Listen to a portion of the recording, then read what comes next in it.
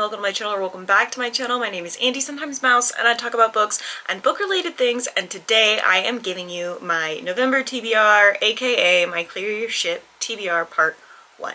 Now, I will be giving the disclaimer that while I have already picked my books for the surprise prompts, because they are not surprises for me, because I wrote them, I will be telling you what I'm reading for those, what I picked, but I will not be telling you the prompt. You're so very welcome. Anyway, let's go ahead and get started on my TBR. Okay, let me give one other disclaimer also. Because I have done Clear Your Shit for 5 years in a row now, this will be the 5th year, I do not have a lot of owned, unread books. The ones I have are in this TBR, but I just generally don't have that many owned, unread books. However, usually the last couple of years I've been trying to clear out just a very large list of things that I have tagged as want to read on Goodreads, on Libby, etc. I still am partially doing that, so I've picked a few things from that, but also I realized that I had 180 something series that I simply never finished. So for this year's TBR, my plan is to try and knock out as many series as I possibly can. Which, because my memory is a fucking garbage can black hole, means I will be rereading the previous books for a lot of these, which sucks. Oh my god, it sucks. But anyway, some of the series are series that I have been reading throughout the year, so those aren't going to be that unusual, but largely this is stuff that I forgot about and then never finished. So cheers to that. Pray for me if you pray. Let's get this show on the road. I will be putting the prompts down below and the book either here or here. Okay, cool. So first up we have read a book where there is a bad guy / villain of some kind. I will be reading Bastille versus the Evil Librarians by Brandon Sanderson. This is Alcatraz versus the Evil Librarians book 6, so I am not going to give you a summary. Any of the books that are like book 10 or 6 or whatever of a series, I'm probably not going to give you the summary of, because I would at that point be spoiling the series, so I'm just not going to do that. Next up, read a book you purchased urgently or have been anticipating highly, and that is going to be Spelunking Through Hell by Shauna McGuire. That is the 11th book in the Encrypted series. There are 13 books, so I am excited about it. As of filming this, it is currently September. I'm filming this 2 months early. So I don't know what happens in book 10. Usually by the time I film this, I am not this far. Like I'll have read book 10, the previous book before already planning, but unfortunately that is not the case. So I don't know. I don't know what it's about. I don't know what happens. Next up we have read a book that either is old, feels old, or is set in an older time. That's going to be The Valkyrie's Daughter by Tiana Warner. This is a reread for me because I want to read the sequel, The Valkyrie's Shadow. I read this originally as an advanced reader copy, I believe, back in like 2021.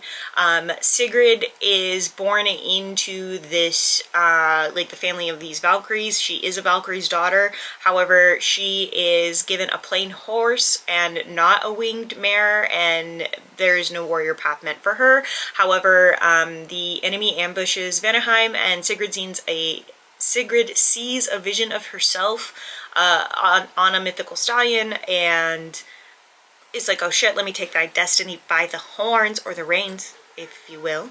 However, her destiny is tied up with someone named Miriam, who is a fallen Valkyrie.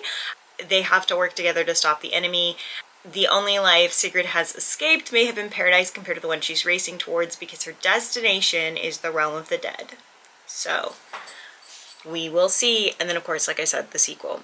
Next, read a book where one goes on a quest or to a different world, and the titles of these is perfect, but I will be reading the next 2 books in the Witch series, which is Witch Part 3, A Crisis on Both Worlds, Volume 2, and Volume 3 by Elizabeth Unknown. These are children's or middle grade books, graphic novels that I grew up reading, and I think I watched the show for a little bit, so I will just be continuing that series.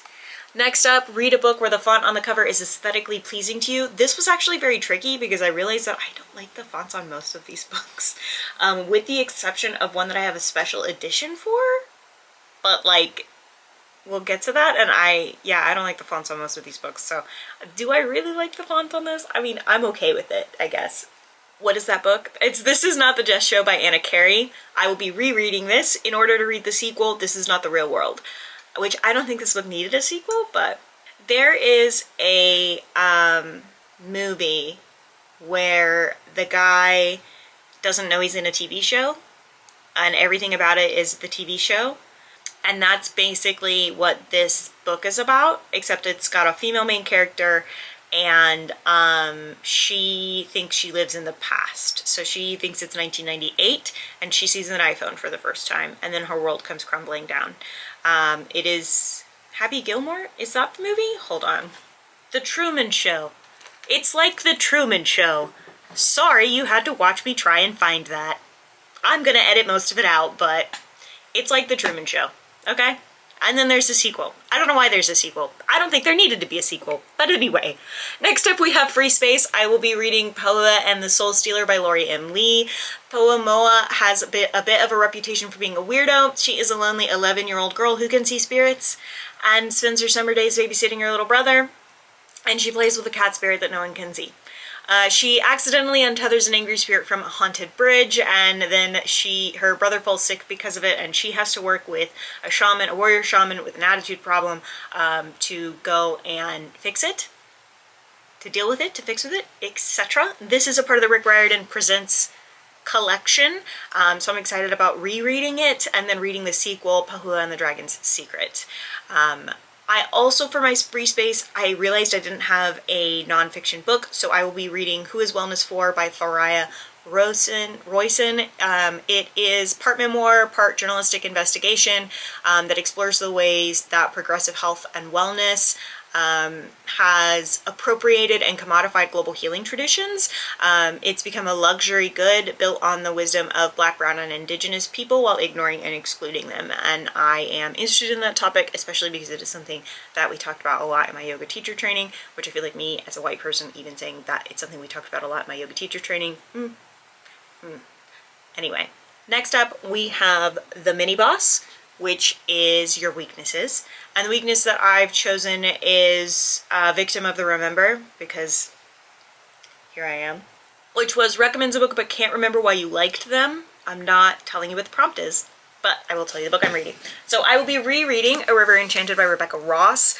If I remember correctly, I loved this book and Art didn't. The capricious spirits that live enchantments run deep on the magical isle of Cadence. It's like a magic island. Adara, the heiress of the East, knows the spirits only answer to a bard's music, enticing them to return the missing girls. But there's only one bard capable of drawing the spirits forth by song, and it's her childhood enemy, Jack Tamerlane. Tamerlane, I don't know. He hasn't stepped foot on Cadence in 10 long years, content to study music at the mainland university, but as Jack and Adara reluctantly work together, it becomes apparent the trouble with the spirits is far more sinister than first thought, and an older, darker secret lurks beneath the surface, threatening to undo them all. Also, I think this is a Lumicrate edition of this is beautiful. We've got the inside pages, we've got this, it's gorgeous, gorgeous, gorgeous. Yeah. Is this signed? Probably. I was married when I got this. Incredible. I am going to be reading this so that I can read the sequel, A Fire Endless, which, can you see? Okay, I know that I have a special edition cover, right? But the Fire Endless, which I hope Editing Me puts over here, is ugly. Comparatively. Explain. Anyway, moving on. Next up, we have a book that was gifted, purchased secondhand, or borrowed. And this is a book I got in the Queer Book Box from Random House. This is Knife River by Justine Champagne. I said that probably wrong, I'm so sorry. When Jeff was 13, her mother went for a walk and never returned. Jess and her older sister Liz never found out what happened. Instead, they did what they hoped their mom would do, survive. As soon as she was old enough, Jess fled to the small town of Knife River, wandering from girlfriend to girlfriend like a ghost in her own life, aimless in her attempts to outrun grief and confusion. But one morning, 15 years later, she gets a call she's been bracing herself for. Her mother's remains have been found. This is listed as both a contemporary and also a thriller, and I think that it's just going to be a contemporary. Who wants to start taking bets? Next, we have Read Your Smallest Book. That is pages audio length or physical size. Would the Witch series technically be smaller than these? Yes, but I already put them in a different prompt. And it's my readathon, and I can do whatever I want with the prompts. I will be reading Whisper Me Love Song 7 and 8, volumes 7 and 8 by Iku Takashima. These are the last currently translated into English parts of the series. I think we'll get about 2 more translated into English, and then I'll probably watch the TV show, like at that point, right? So I think I could probably mark this as completed, but I won't until the English ones come out because of who I am as a person. I can't even lie on my own paperwork, you know? You know? Read a book with a long book title is our next prompt, and I will be reading Gwen and Art Are Not in Love by Lex Croucher. This is a Gwendolyn, King Arthur, Knights of the Round Table retelling, but Gwen and Art have to like pretend that they're in love because it turns out that like Arthur's gay and Gwen's gay, and so what are they gonna do? What are they gonna do? What are they gonna do? You know? I think it'll be interesting. So, we'll see.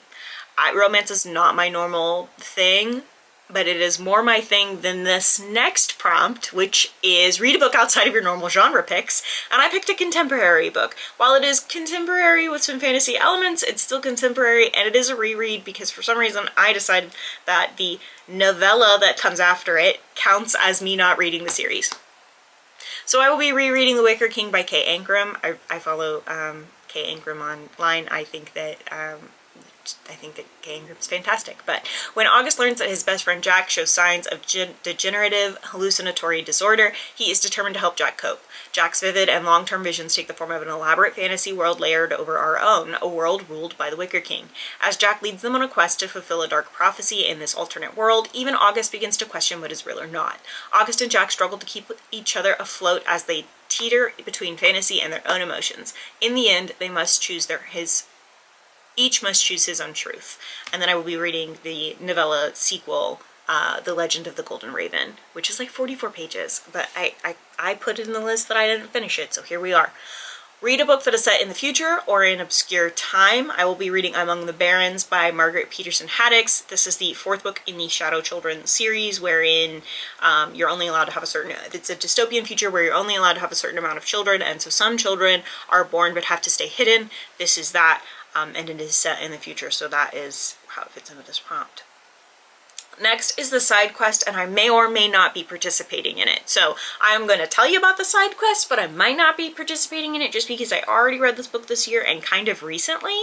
So, but by November it won't have been as recently, so, and I love this book, so that's why I picked it. It's going to be Middle Game by Shauna McGuire. I don't think you need me to tell you about Middle Game again for the 100 millionth time. It is my fucking favorite book. I have a video where I read all of them. I read the 3 main books. I read the 4. Yep, 4? No, 3, 4? How many are there? 1, 2, 3, 4. The 4 middle grade books that tie in. I read them all within a week, and I have a video about that. I probably included it in every single top 10 books of the year video, probably in every single top 10 books of anything at all time ever. Anytime I talk about my favorite books, I probably talked about this book. So you can go watch any of those videos and I will tell you about this book. Next up, and I think, no, not last but almost, read a book that you almost didn't get but decided to get anyway, and we have Blood Like Magic by Lizelle Sambury. I remember reading this in 2021 and not really being interested in reading it. and kind of enjoying it, like being surprised that I enjoyed it. I will be rereading this so that I can read the sequel, Blood Like Fate, but the first book is about Voya Thomas, who has to pass a trial that every witch must pass in order to come into their powers, but she fails. And her ancestor gives her an unprecedented second chance to complete her calling. She agrees, and is horrified when her task is to kill her first love. And failure means that every Thomas witch in her family will be, that's what the Thomas witches are, will be stripped of their magic entirely. Voya is determined to save her family's magic no matter the cost. The problem is Voya has never been in love, so in order for her to succeed, she'll have to find the perfect guy, and fast. Fortunately, a genetic matchmaking program has just hit the market. Her plan is to join the program, fall in love, and complete her task before the deadline. What she doesn't count on is being paired with the infuriating Luke. How can she fall for a guy who seemingly wants nothing to do with her? So I think that'll be fun, a fun time to reread it and read it again. I don't know. I think it'll be a good time. And last but not least, read a book that has a monarchy of some kind, even referenced. I will be reading the third book in the Chorus of Dragons series. These books are long as hell. Art was really into them, and so that's why I'm reading them, but like, I think it's like a 24-hour long audiobook or some shit. They're so long. I can't tell you what these books are about because it would probably spoil previous books because they are like high fantasy, political intrigue, etc. But they're good. I am enjoying them. However, I think the Horse Girl book, which I'm pretty sure was the book prior to this one, throws a lot of people off, and so then they don't finish the series. But I had an insider knowledge that it continues to be good, so that's that. That's my TBR for November and for Clear Your Shit Part 1. I will see you guys next month for Part 2. I'm about to film it right now as we speak, but I will see you guys next month for Part 2. If you're participating in Clear Your Shit, let me know if you've read any of these books, or you want to read any of these books, or if you didn't know that any of these series had continued, because I fucking didn't. Let me know. I would love to talk about any of this with you. If you have questions about Clear Your Shit, you can ask them, but please check the FAQ before you do so.